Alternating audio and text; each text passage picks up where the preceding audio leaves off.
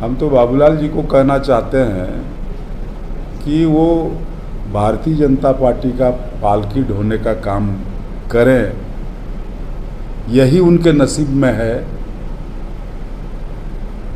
मुख्यमंत्री का कुर्सी उसके नसीब में लिखा हुआ नहीं है कि हेमंत का अर्थ होता है सोना, और सोना को जितना गलाया जाए, तपाया जाए, उतना चमकता है। हेमंत सोरेन देश के बड़े आदिवासी नेता के रूप में स्थापित हुए हैं,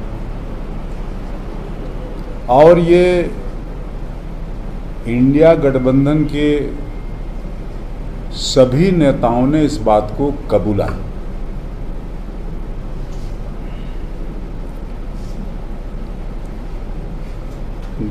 कल विधानसभा में विश्वास मत जो हासिल हुआ, ये इस राज्य की जनता की जीत है,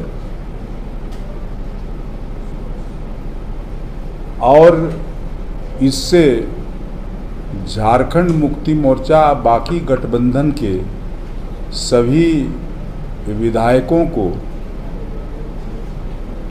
बहुत बहुत धन्यवाद। भारतीय जनता पार्टी के गंदे विचारों के कारण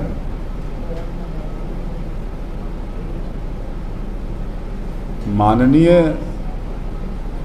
मुख्यमंत्री हेमंत सोरेन जी 5 महीना तक कठिन कारावास का समय गुजारा, और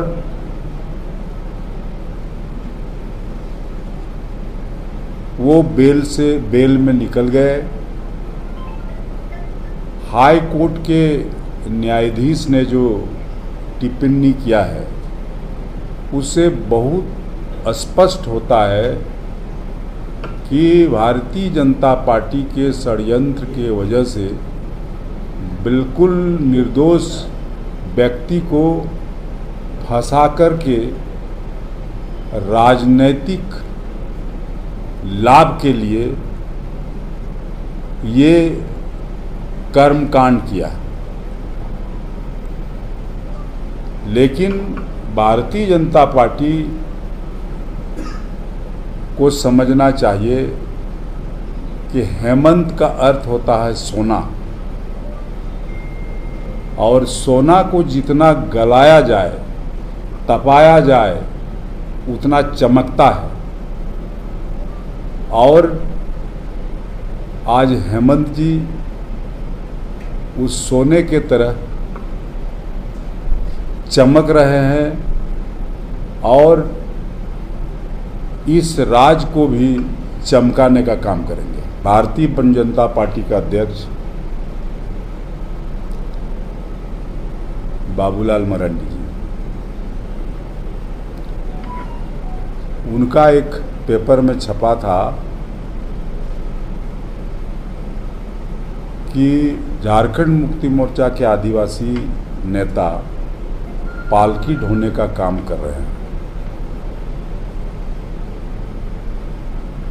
हम तो बाबूलाल जी को कहना चाहते हैं कि वो भारतीय जनता पार्टी का पालकी ढोने का काम करें, यही उनके नसीब में है। मुख्यमंत्री का कुर्सी उसके नसीब में लिखा हुआ नहीं है, क्योंकि आने वाला विधानसभा चुनाव में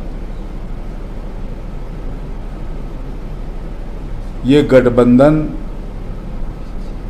बहुमत के साथ दोबारा सरकार बनाएगी। ये राज्य की जनता का सोच है, उनका विचारधारा है, और उस आधार पर हमको लगता है कि भारतीय जनता पार्टी इससे आगे नहीं बल्कि वो नीचे जाएगी।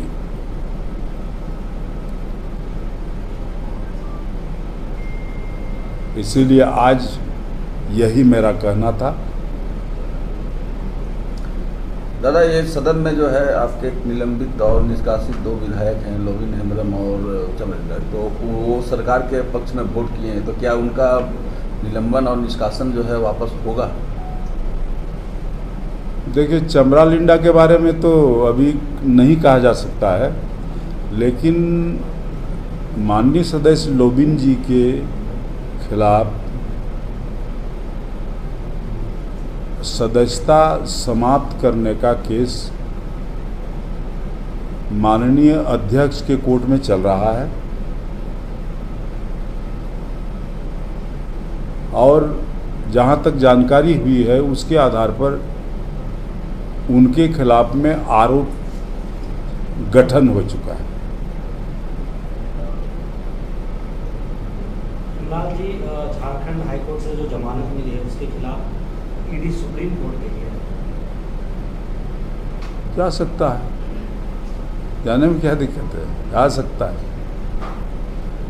लेकिन ईडी को जिस ढंग से सबूत पेश करना चाहिए था बेल के खिलाफ में, उस ढंग का किसी भी तरह का तर्क उसके पास था नहीं। इसलिए जो हाईकोर्ट का डिसीजन है उस डिसीजन के आधार पर सुप्रीम कोर्ट डिसीजन देगी। क्या लगता है वहाँ से भी आप लोग की? एकदम निश्चित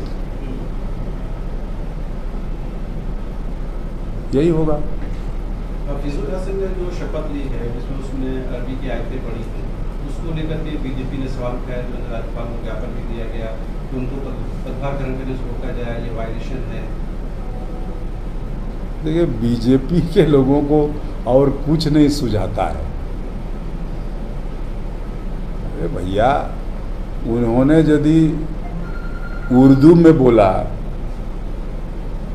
चूँकि उर्दू द्वितीय भाषा है, तो वो है संविधान में कि किसी भी भाषा से लोग ओथ ले सकता है बशर्ते कि वो 8वीं अनुसूची में शामिल हो। हम जब पार्लियामेंट गए थे, पहला व्यक्ति थे, हमने संथाली में ओथ लिया था,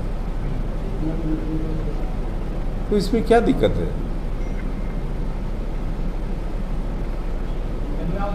बीजेपी पूरा दम लगा दिया है संथाल, बाबूलाल मरांडी से लेकर तमाम नेता वहाँ भूखा गाड़ने की बात कह रहे हैं कि जब जमीन खिसक गई है हम लोग अब वहाँ अपना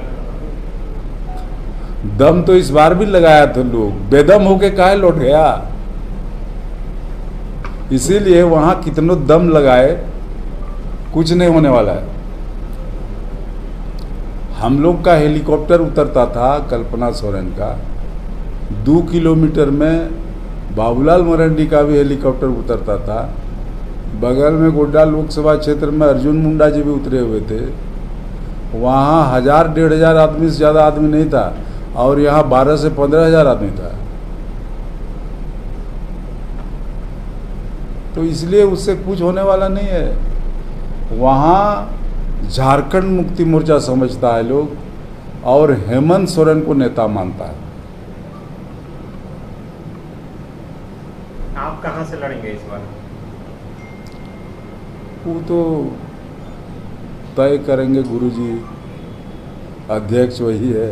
वो से चर्चा है आपकी चुनाव लड़ने? अब जहाँ से वो लड़ा दे वहीं से लड़ जाएंगे। लड़ेंगे लेकिन चुनाव तो लड़ेंगे।